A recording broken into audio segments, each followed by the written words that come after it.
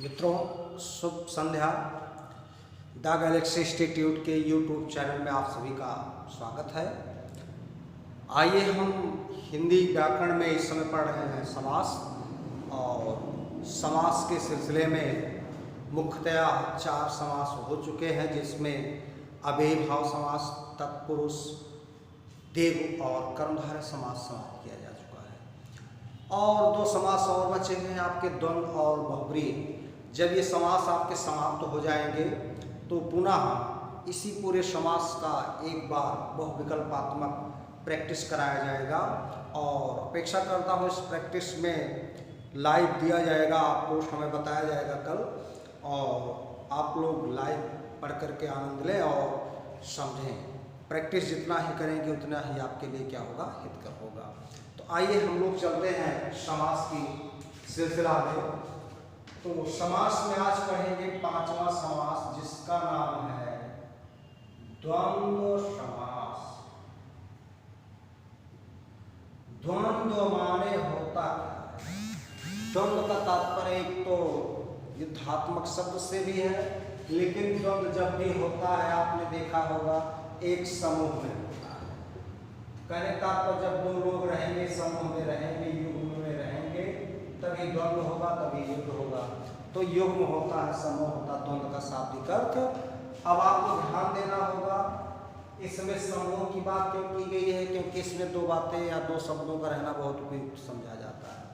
और ध्यान दीजिएगा, परिभाषा को लेकर के हम आप अगर व्याख्या करना चाहें तो परिभाषा इसमें देखना होगा आपके मित्रों।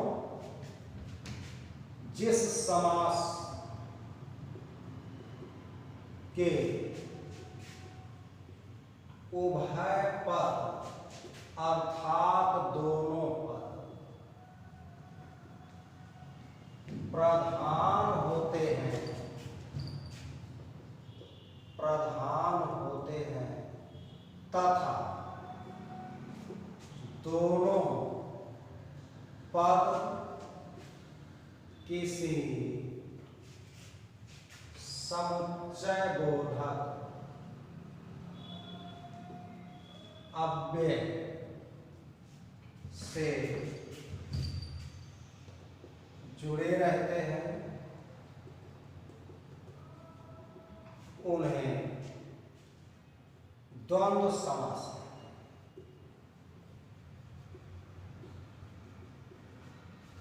कह रहा है। जिस समास के उभय पद यानी दोनों पद प्रधान।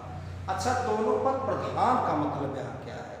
दोनों पद प्रधान का मतलब ये है कि इसमें जितने पद आएंगे उसमें आपको ये नहीं कहना होगा कि किसी एक पद के अनुसार क्रिया बनाई जाए। जैसे ध्यान दीजिएगा, आज माता पिता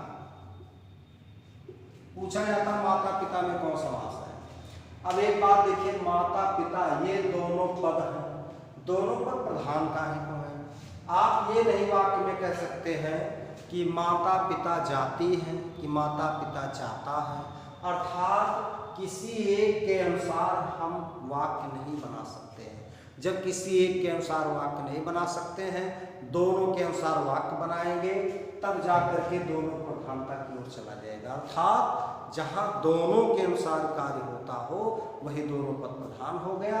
तो यहाँ देख रहे होंगे माता पिता जाते हैं, ये सही होगा। क्यों? क्योंकि दोनों के अनुसार इसमें कार्य हुआ। ना तो माता पिता जाती है, ना तो माता पिता जाता है। यहाँ होगा क्या? माता पिता जाते हैं, तो दोनों के अनुसार जब कार्य हो तो दोनों पद क्या हो गया? प्रधान हो गया। यही आसान बात है। कुछ लोग समझ नहीं पाते प्रधान हर समास में आ रहा है क्या? तो समझिएगा, दोनों पद प्रधान का मतलब है दोनों के अनुसार कार्य होना।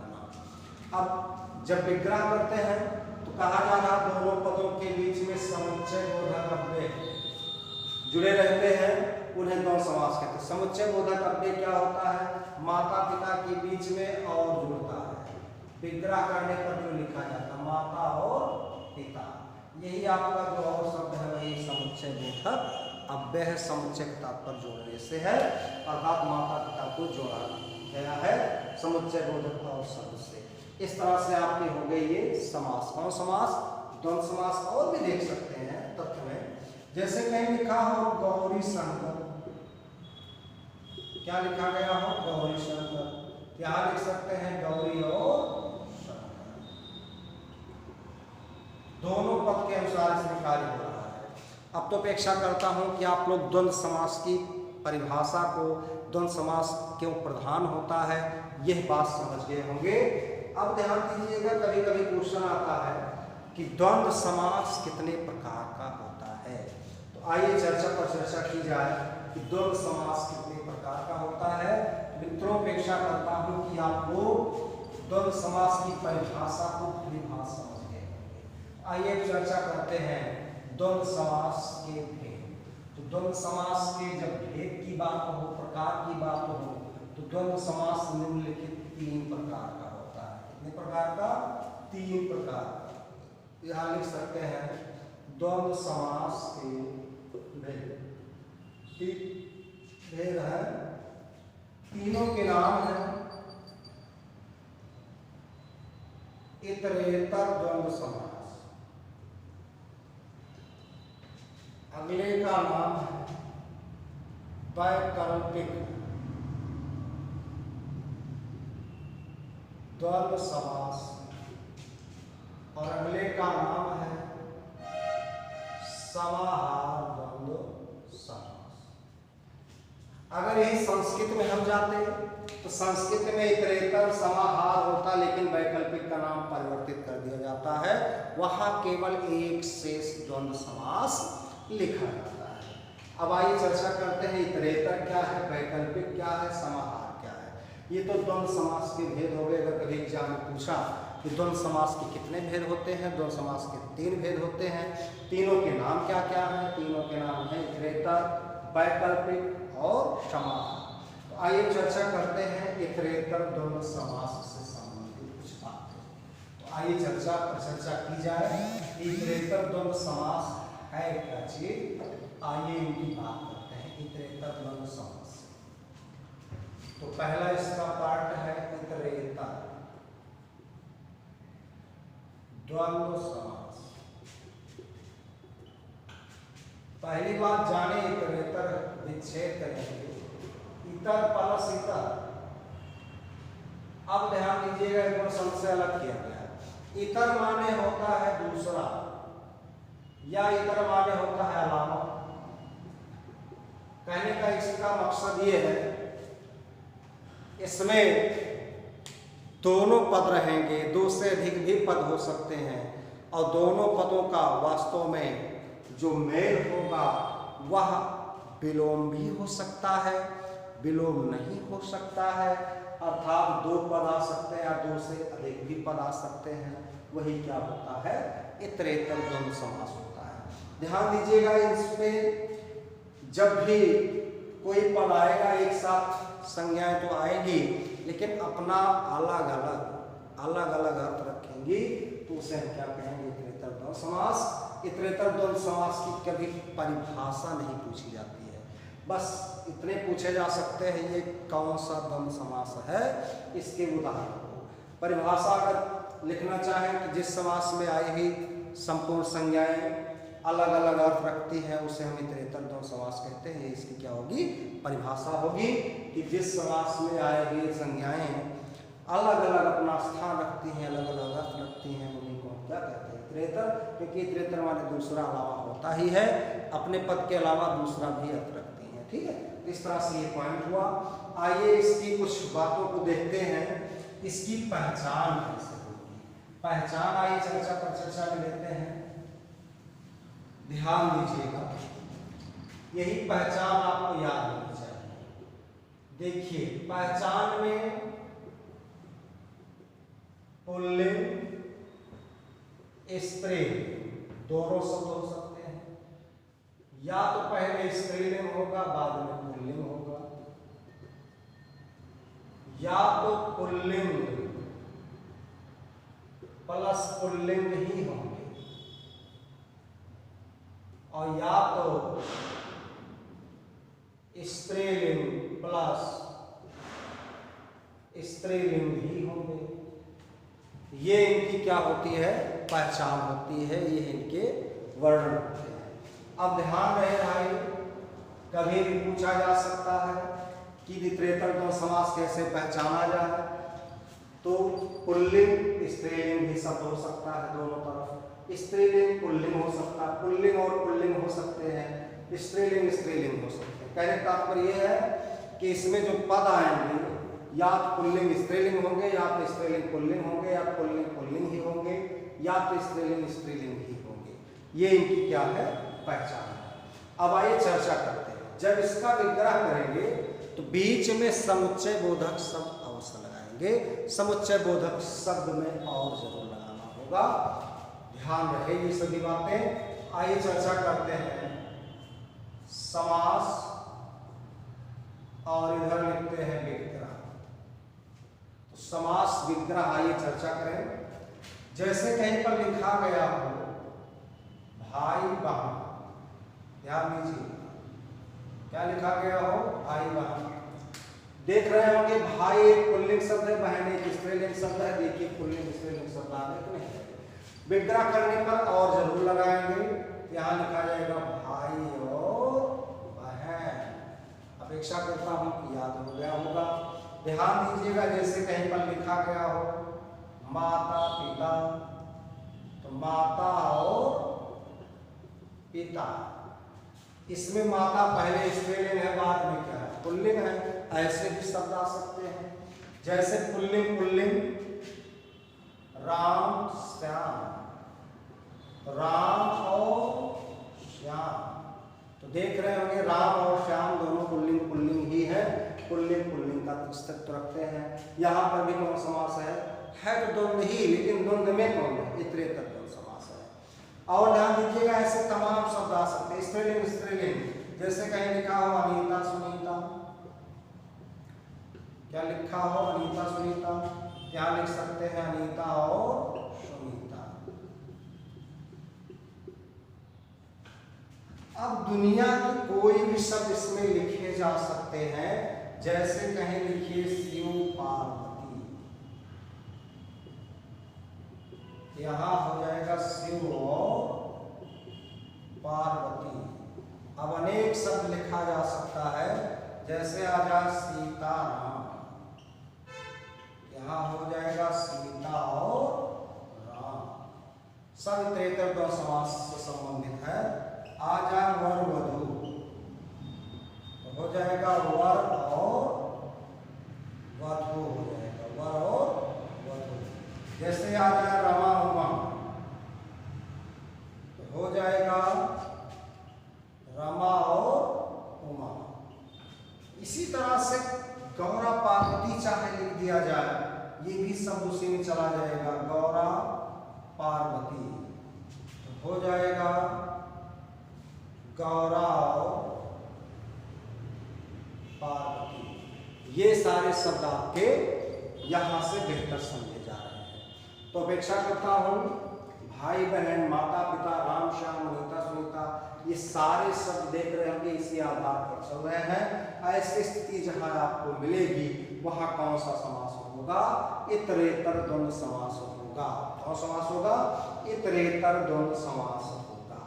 तो पुल्लिंग स्त्रीलिंग की बात की जा रही है। पुल्लिंग स्त्रीलिंग चाहे स्त्रीलिंग पुल्लिंग हो, ऐसी सिचुएशन जहां मिलेगी वहां इनकी बात होगी। अब ध्यान दीजिए, दो चार उदाहरण और देख लेते हैं। जैसे कहीं लिखा गया हो रोटी मक्खन, रोटी स्त्रीलिंग मक्खन पुल्लिंग, तो मेरे भाइयों ऐसी सिचुएशन जहां बन रही हो वहां पर भी आपका यही समास होगा। कौन समास, इतरेतर द्वंद्व समास। तो आइए चर्चा पर चर्चा करते हैं इतरेतर द्वंद्व समास से संबंधित और उदाहरण। जैसे कहीं लिखा हो रोटी मक्खन, इसका जब विग्रह करेंगे रोटी और मक्खन हो जाएगा।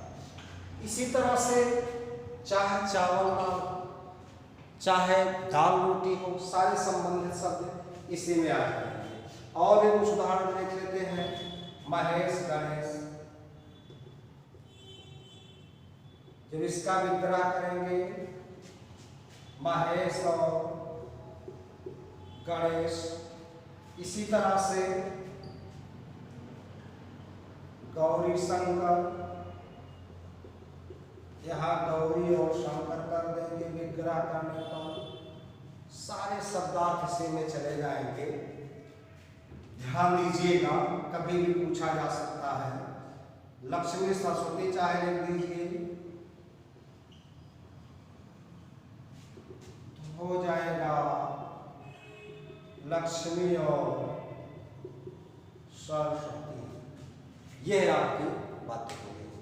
अब अपेक्षा करता हूं कि इतरेतर द्वंद्व समास में इस नियम को आप लोग याद कर लेंगे और इस नियम के तहत व्याख्या भी विग्रह भी कर सकते हैं और समास की पहचान भी कर सकते हैं। तो आइए मित्रों चर्चा करते हैं अगले समास की ओर।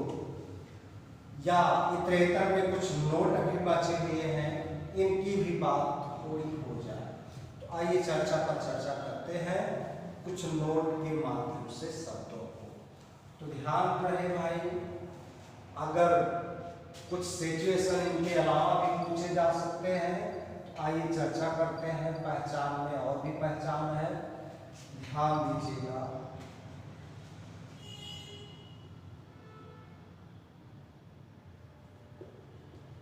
जहां पर कुछ संख्याएं एक साथ लिखी जाती हो परंतु दो अर्थों चाहे शब्दों का बोध कराती हूं, तो वहां पर भी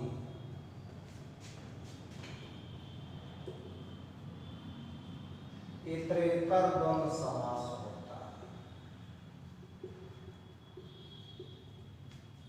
ध्यान दीजिएगा, इस पर विचार कीजिएगा।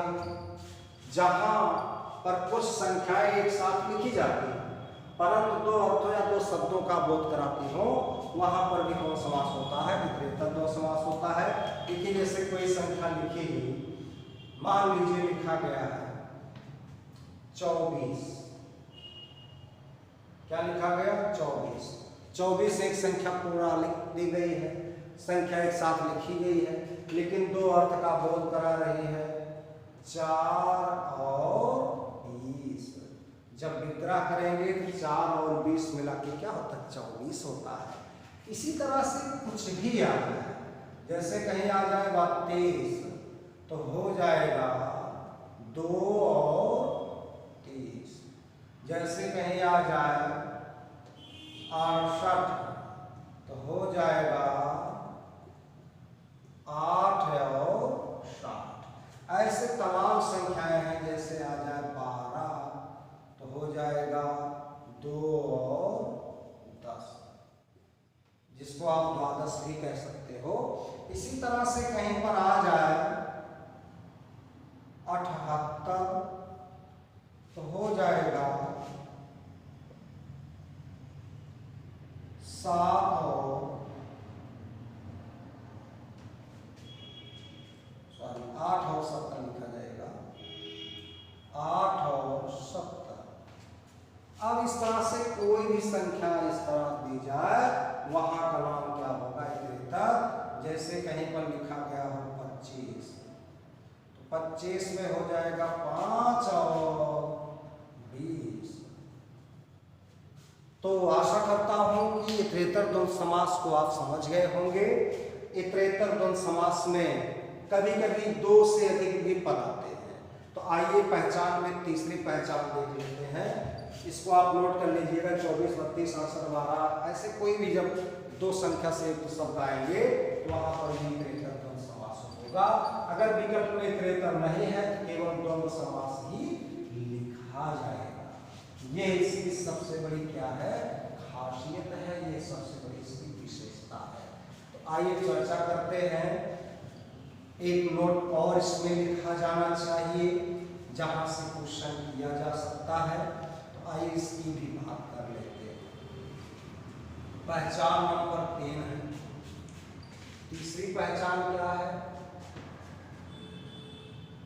जहां पर दो से अधिक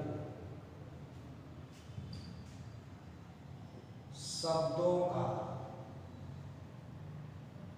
प्रयोग होता है तो वहां पर भी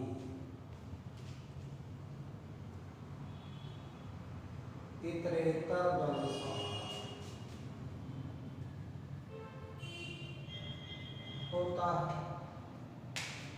तो दो से अधिक जहां पर प्रयोग हो गया वहां पर भी इतरेतर द्वंद्व समास होता है।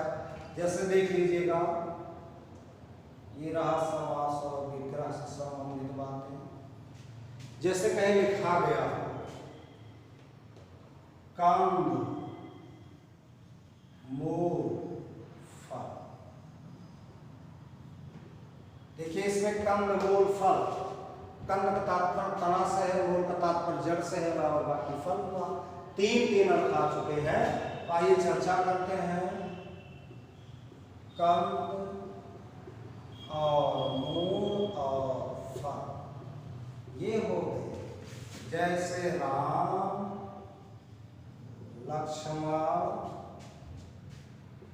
भरत शत्रु, देखिए इसमें कई प्रकार के, तब भी तो लोग लिखा जाएगा राम और लक्ष्मण और भरत और शत्रु।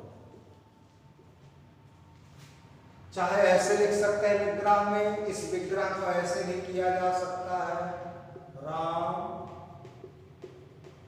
लक्ष्मण भारत और शत्रु, इसको ऐसे भी लिखा जा सकता है। तो चर्चा पर चर्चा हमारी आपकी ही होनी चाहिए। ऐसे तथ्य जहां मिलेंगे वहां पर आपका हो जाएगा इतरेतर द्वंद्व समास। जैसे शिव केशव माधव, ऐसे कभी मिल जाए शब्द तो जहां दो से अधिक पद होंगे वहां भी क्या होगा, इतरेतर द्वंद्व समास होगा। तो अपेक्षा करता हूं मित्रों कि इतरेतर द्वंद्व समास को आप बेहतर समझ गए होंगे पहचान के माध्यम से। इस तरह से पहचान के माध्यम से इतरेतर द्वंद्व समास को आप पहचान गए होंगे और इस पहचान को आप बेहतर कीजिए, बेहतर बनाइए। अगर अभी कभी भी ऐसे सिचुएशन दिखे तो वहां इतरेतर न रहने पर केवल द्वंद्व समास ही होगा। कौन समास होगा? केवल द्वंद्व समास ही दिया जाएगा और कोई विशेष तथ्य नहीं दिया जाएगा। आइए और भी बातें करते हैं अगले तथ्य की ओर। अगला है दूसरा समास जिसका नाम है वैकल्पिक द्वंद्व समास। वैकल्पिक का मतलब समझ लीजिएगा। वैकल्पिक का मतलब होता है विकल्प, अर्थात या अथवा ये सब इसकी पहचान होंगे। इसकी कोई विशेष परिभाषा नहीं, इसमें संज्ञाएं आएंगी, दो या दो से अधिक भी संज्ञाएं आ सकती हैं, लेकिन या अथवा का बोध जरूर कराएंगे तो उनका नाम होगा वैकल्पिक द्वंद्व समास होगा। अब इसकी मेन पहचान आइए, पहचान मेन है जहां पर दो क्रमागत संख्याएं लिखी तो वहां पर भी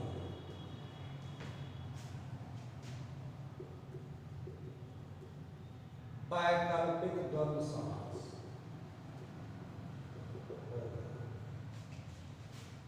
अब ध्यान दीजिएगा, जहां पर वो क्रमागत संख्याएं लिखी हो तो वहां पर भी वैकल्पिक द्वंद्व समास होगा। सबसे आसान तरीका ध्यान दीजिएगा, क्रमागत का तात्पर्य हो जाता है जैसे कहीं लिखा गया हो, यहां लिखते हैं समास और यहां लिखते हैं विग्रह।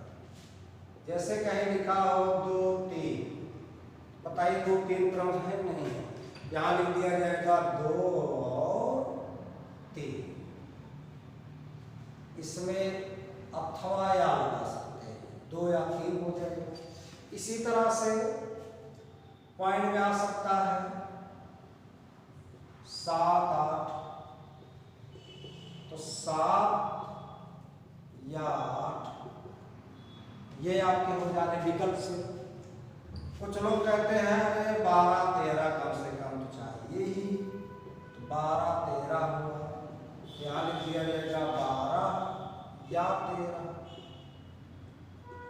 12 या 13। इसी तरह से तमाम संख्याएं हो जाएंगी। कोई भी संख्या हो, जैसे कहीं लिखा हो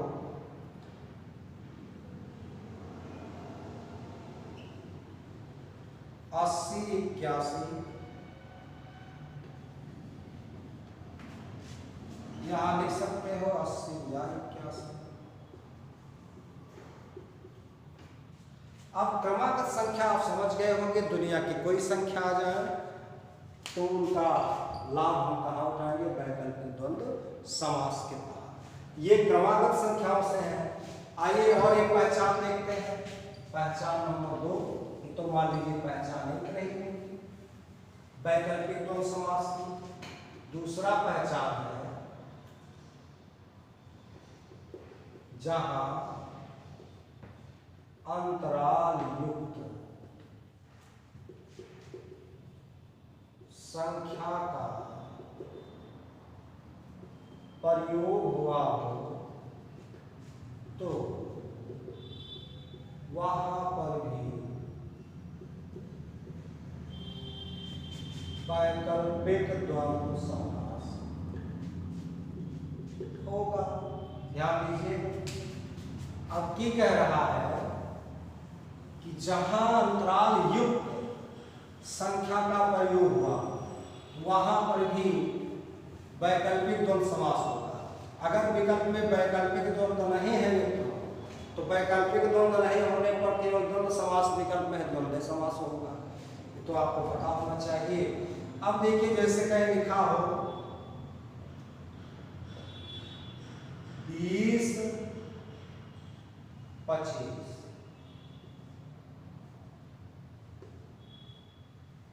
देख रहे हैं कि 20-25 के बीच में अंतराल है कि नहीं, 20 से लेकर 25 तक। यहां पर जो तथ्य ले जाएंगे तो वहां हो जाएगा 20 से लेकर 25 तक। इसका विग्रह इस टाइप का होगा। जैसे कहीं लिखा गया हो 100-200, तो 100 से 200। अब कोई भी अंतराल आ जाए, चाहे 10-20, अब कोई पूछे 10-20 में कौन सा क्लास, तो यही होगा 10 से 20 तक। ये टाइप के आपके अगर क्वेश्चन कहीं आते हैं अंतराल वाले तो कौन समास होगा? वैकल्पिक। और एक पहचान है, उससे भी देख लेते हैं।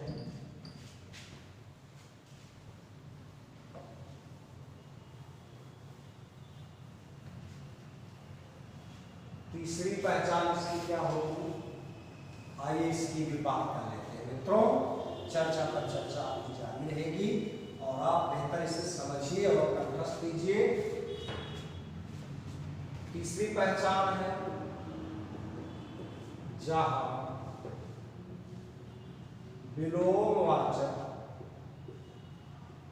शब्द होते हैं तो प्रायः वहां पर भी वैकल्पिक द्वंद्व समास होगा। अब जहां विलोम शब्द भैया हो, लाभ के विलोम, यहां लिखा जा सकता है लाभ या हान। पाप का विलोम पुण्य, लिखा जाएगा पाप या पुण्य। कोई भी शब्द दिया जा सकता है, जैसे आ जाए दिन रात,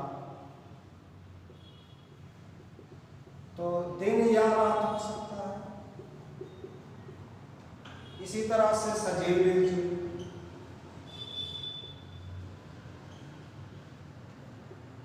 तो हो जाएगा सजीव या निर्जीव, ऐसे शब्द दिए जा सकते हैं। जैसे आ जाए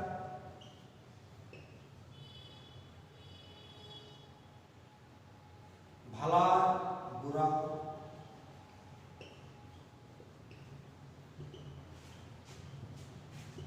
भला या बुरा हो जाएगा। इसी तरह से कोई भी शब्द दिए जा सकते हैं जो विलोम से संबंधित हो। तो ऐसी सिचुएशन जहां देखिए कि वहां क्या होगा, वैकल्पिक द्वंद्व समास होगा। अगर विकल्प में वैकल्पिक नहीं है, केवल द्वंद्व है तो द्वंद्व ही लगेगा। तो आइए चर्चा पर चर्चा करते हैं और भी शब्द को लेकर के। तो आपने अभी अभी सीखा इतरेतर द्वंद्व समास और वैकल्पिक द्वंद्व समास। अब आइए चर्चा करते हैं समाहार द्वंद्व समास।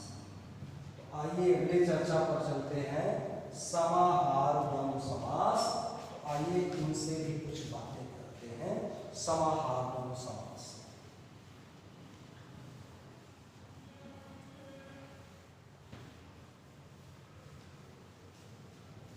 चलिए तीसरा है पॉइंट आपका समाहार द्वंद्व समास। कौन द्वंद्व समास? समाहार द्वंद्व समास।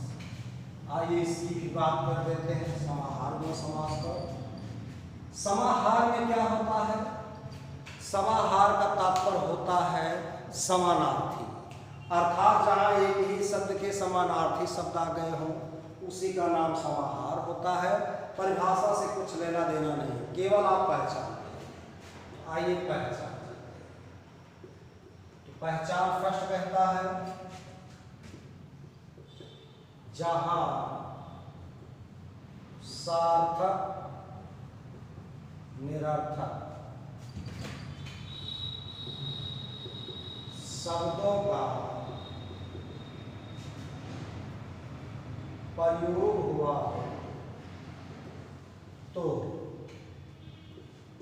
वहां पर भी समाहार द्वंद्व समास होगा। नोट क्या रहेगा? समाहार द्वंद्व समास को विग्रह करने पर आदि शब्द लगाए।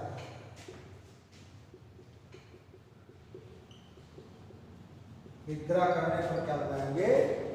आदि शब्द लगाएंगे। जैसे इधर लिखा गया समास और इधर विग्रह। आइए चर्चा करें।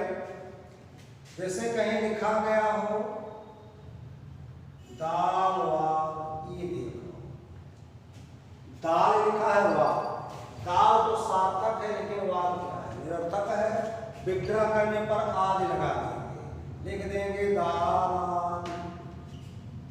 ये भैया लिखा है रोटी वोटी, यहाँ लिखेंगे रोटी आदि। जैसे कहीं लिखा गया हो चना वना, लिखेंगे चना आदि। इसी तरह से कोई भी आ जाए, पानी वानी, लिखेंगे पानी आदि। विग्रह करने पर आदि लिख देंगे, ये इसका विग्रह शुद्ध माना जाएगा। तो अपेक्षा करता हूं कि सार्थक निरर्थक वाले शब्द जहां आएंगे वहां समाहार द्वंद्व समास होगा। इस समाहार द्वंद्व समास को भी आप पहचान गए होंगे। अब आइए इसी के अंतर्गत और भी कुछ बातें हैं, उनको अगली पहचान को देखते हैं। तो अपेक्षा करता हूं कि जहां सार्थक निरर्थक शब्द आए वहां भी समाहार द्वंद्व समास होता है। यदि विकल्प में समाहार नहीं है तो क्या होगा? द्वंद्व समास होगा। आसान तरीका हुआ आप सबके लिए, इसको आप लोग नोट कर लीजिएगा। आइए दूसरी चर्चा करते हैं महत्वपूर्ण प्रश्नों के माध्यम से। आइए इस तथ्य को भी हम आप अचलाएं। तो अगली पहचान को चलते हैं लेकर के समाहार द्वंद्व समास में पहचान है जिसका दूसरा स्वरूप भी बन सकता है। आइए इसकी भी बातें हम आप करते हैं। चलिए अब चर्चा करते हैं पहचान नंबर 2 समाहार द्वंद्व समास में। तो आइए पहचान नंबर 2 बात करते हैं समाहार द्वंद्व समास में। पहचान दूसरी, जहां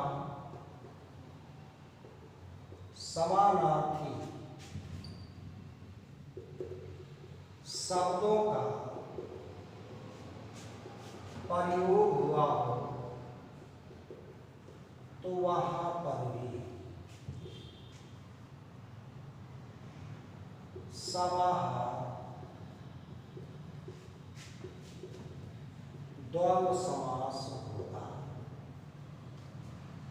तो ये कह रहा है समानार्थी शब्दों का प्रयोग हुआ हो तो वहां पर भी समानार्थी शब्दों के प्रयोग पर भी समाहार द्वंद्व समास होगा। समानार्थी शब्द क्या होते हैं? जैसे कहीं पर लिखा गया हो कपड़ा लत्ता, क्या लिखा गया हो? कपड़ा लत्ता। इसमें आप लोग ऐसे भी विग्रह कर सकते हो, कपड़ा और लत्ता आदि।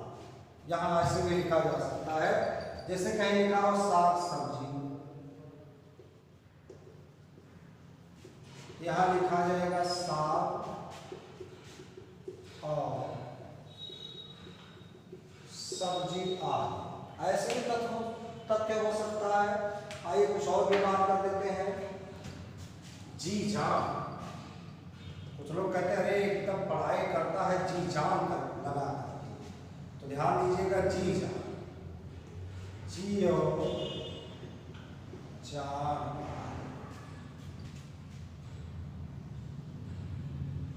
तन मन तनाव मन आदि ऐसे भी तत्व हो सकते हैं। घास फूस,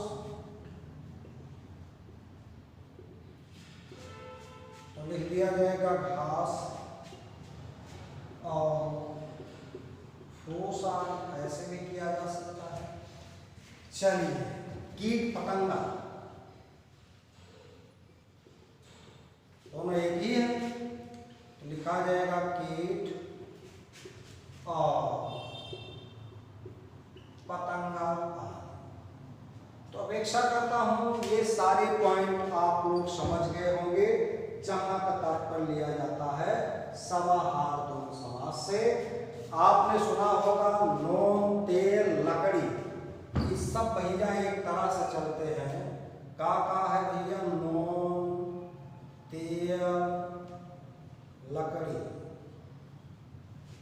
सब एक समानार्थी है। कहने का तात्पर्य है इन तीनों की आवश्यकता एक साथ पड़ती है, तो लिखा जाएगा नोन और तेल और लकड़ी आदि। चलिए इस तरह से हम लोग द्वंद्व समास को समाप्त करते हैं। तो द्वंद्व समास में आपने इसके 3 भेद को देखा है। 3 भेद में आपके इतरेतर, वैकल्पिक और समाहार द्वंद्व समास, इन्हीं तीनों समासों को हम आप पढ़े हैं। जैसा आपको इन तीनों समास में लगा होगा, यदि आपको कोई बात समझ में न आई हो तो आप लोग कमेंट के माध्यम से अपनी बात को कह सकते हैं और आपको अपेक्षा की जाएगी कि आपका उत्तर मिले। आइए अगला समास चलते हैं, अंतिम समास, जिसका नाम रखा गया है बहुव्रीहि समास।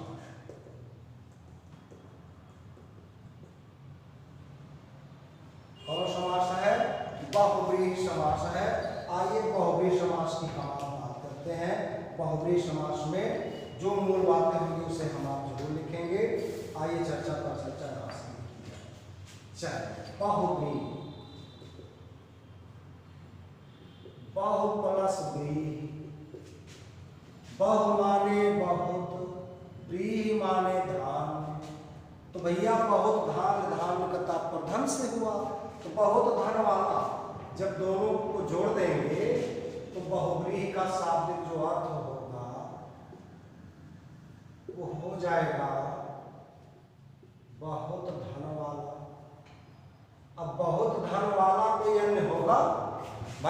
शब्द होंगे नहीं, कोई अन्य नहीं होगा। किसी एक का जब नाम आ जाए तो वहाँ बहुब्री होगा। इसकी परिभाषा है कि जहाँ दोनों पद प्रधान ना होकर कोई अन्य पद प्रधान होता है वहाँ कौन होता है, बहुब्रीहि समास होता है। तो आइए इसकी पहले डेफिनेशन देख लेते हैं। बहुब्रीहि अगर कोई पूछे, बहु प्लस व्रीहि, बहु माने बहुत, व्रीहि माने धान्य, अर्थात बहुत धन वाला, वही बहुब्रीहि कहलाता है। ये शाब्दिक अर्थ हुआ। अब आइए हम लोग इसकी परिभाषा देखते हैं। तो आइए परिभाषा में इसकी बात करते हैं। इसकी परिभाषा को हम आप लिखते हैं। चलिए, बहुत खूब, बहुत बढ़िया। आइए, परिभाषा क्या है? जिस समास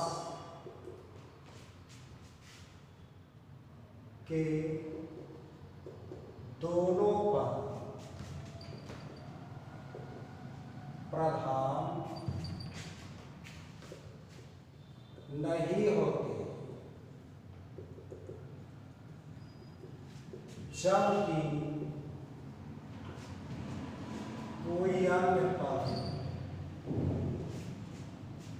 जबकि कोई अन्य पद प्रधान होता है तो उसे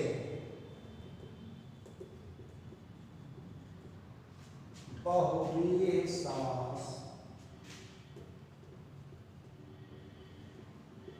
कहते हैं। आइए इसकी भी थोड़ी बात की जाए। जिस समास के दोनों पद प्रधान नहीं होते हैं, कोई अन्य पद प्रधान होता है, उसे बहुब्रीहि समास कहते हैं। देखिए अनुपद है, जैसे मित्रों आ जाए पीताम्बर। अब पीताम्बर कहने से, पीत अंबर दो शब्द हैं, पीताम्बर कहने से किसी अन्य का नाम आता है। किसी अन्य का नाम आता है तो हो जाता पीत है अंबर जिसके। तो पीले हैं वस्त्र जिसके, अंबर जिसके, वो कौन है? वो श्री कृष्ण है। और जब श्री कृष्ण का नाम मित्रों आ गया, किसी अन्य का नाम, तो अन्य का बोध कराने वाला शब्द पीताम्बर कैसा समास हुआ? बहुब्रीहि समास हुआ। तो आइए इसके कुछ महत्वपूर्ण उदाहरण को देखते चलते हैं। पीताम्बर आया, चाहे नीलाम्बर, तो नील यानी नीला है या नीले हैं अंबर जिसके, ऐसा कर दीजिए। वो कौन है? बलराम भैया है। ऐसे कहीं लिखा हो दिगंबर, दिक, दिक का तात्पर्य दिशाएं होता है, दिशाएं हैं अंबर जिसके, ये बाबू शिव है भाई। इसी तरह से लंबोदर, तो लंबा है, लंबा है। उदर, उदर मतलब पेट होता है। पेट जिसका, वो कौन है? गणेश जी है। इसी तरह से दुनिया के तमाम शब्द इसी पर आधारित हैं। जैसे आ जाए गजानन, गज यानी हाथी के समान,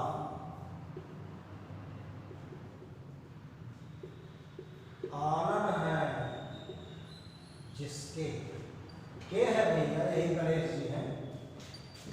ऐसे कहीं आ जाए पंचानन। अब कुछ लोग सोच रहे हैं पंचानन में द्विग समास होगा, नहीं, पंचानन कहने से किसी अन्य का नाम आता है। तो ध्यान दीजिएगा, पंच है आनंद जिसके, पंच माने पांच, तो पांच मुख वाला सिंह है। कौन है? सिंह। आइए इसी क्रम में और कुछ महत्वपूर्ण उदाहरणों को देखते हैं। तो पीताम्बर, नीलाम्बर, दिगंबर, लंबोदर, गजानन, पंचानन, ये सारे शब्द में कौन समास होंगे? इन सारे शब्दों में आपके बहुब्रीहि समास होंगे। तो आइए चर्चा पर चर्चा को कुछ बढ़ाया गया है, कुछ तथ्य को और दिया जाए।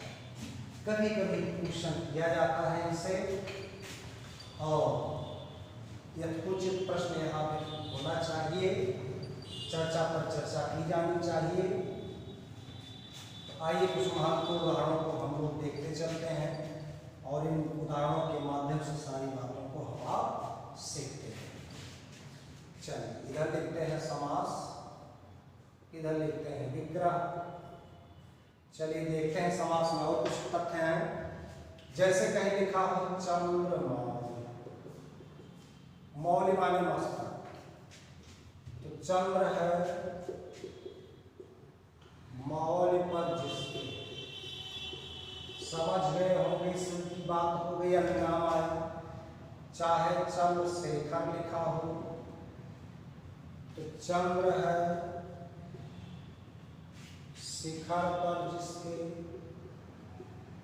ये भी आपके से हो गए। इसी तरह से शूलपाणि हुआ, शूल है, पाणि का मतलब हाथ में जिसके, भैया शूल का तात्पर्य त्रिशूल है, तो त्रिशूल वाले के हैं, शिव है। इसी तरह से बाघांबर, बाघ के समान,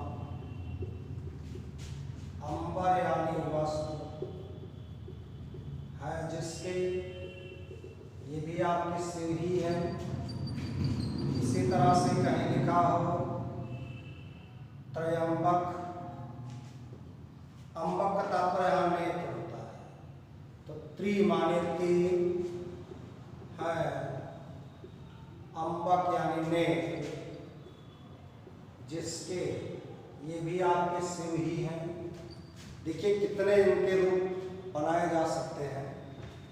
इसी तथ्य को आगे बढ़ाते हैं। जैसे कहीं लिखा गया हो चक्रपाणि, क्या लिखा हो चक्रपाणि, तो चक्र है पाणि, पाणि माने हाथ में जिसके, ये कौन है भैया, ये विष्णु जी है।